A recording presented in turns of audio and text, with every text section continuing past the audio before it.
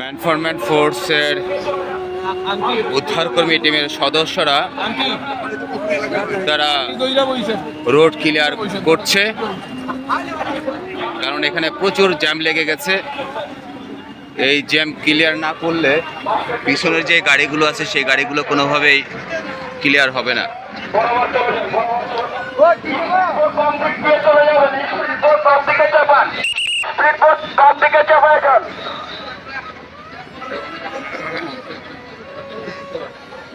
চলে যাবেন।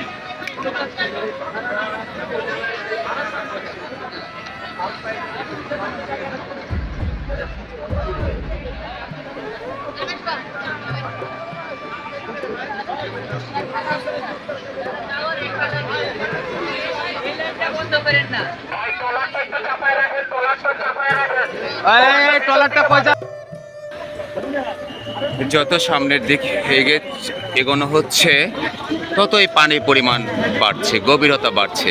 কিছুক্ষণ আগে দেখেছিলেন আপনারা হাঁটু পর্যন্ত পানি, আর এখন দেখতে পাচ্ছেন কোমর পর্যন্ত পানি। এই হচ্ছে আমাদের কুমিল্লা জেলার বুড়িচং উপজেলার ইসাপুরি গ্রামে। এখানে লক্ষাধিক পরিবার তারা বন্যার্থ অবস্থা আছে, তারা ক্ষতিগ্রস্ত অবস্থায় আছে, অনেক খাবার পাচ্ছে না। তবে যে জিনিসটি আমরা দেখেছি এবং আপনাদেরকে দেখাচ্ছি, যেখানে একটি নয় দুটি নয় শত শত গাড়ি ঢুকেছে, প্রতিটি গাড়ি খাবার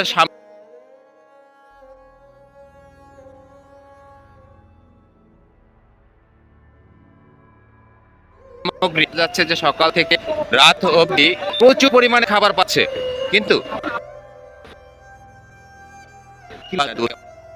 পানি আছে, তারা কিন্তু ক্ষুধার্ত অবস্থায় রয়ে গেছে। তাই আমি সবাইকে অনুরোধ করব, যারা খাবার নিয়ে আসছেন দয়া করে রাস্তার পাশে যারা আছে তাদেরকে না দিয়ে, কিংবা তাদেরকে দেওয়ার পূর্বে অবশ্যই খেয়াল করতে হবে যে সেখানে লোকজন আছে কিনা, কিংবা তারা খাবার পেয়েছে কিনা। তাদের ঘরে প্রবেশ করেই তারপরে দেখে খাবার দিতে হবে। তা না হলে কিন্তু একটি মানুষ একাধিকবার খাবার পাবে, আবার একটি মানুষ কোনো কিছুই পাবে না। তো এই জন্য আমি সবাইকে অনুরোধ করব, রাস্তার পাশে খাবার বিপুল পরিমাণ না দিয়ে গাড়ি নিয়ে ভিতরে চলে আসুন।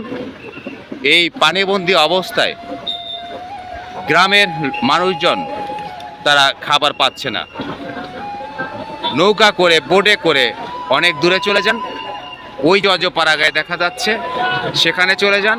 সেখানে গেলে সেই ক্ষুধার্ত মানুষগুলো একবেলা আপনার দেওয়া উপহার পেয়ে যাবে ইনশাল্লাহ।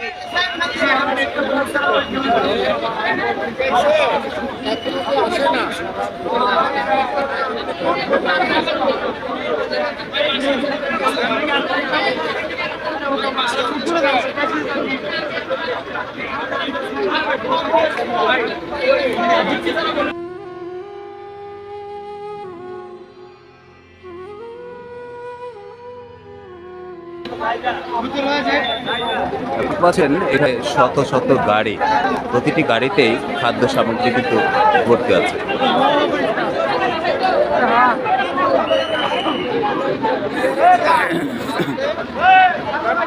পতায়ের জলা তিতুর খাল পুনর্খনন এই এলাকার নাম,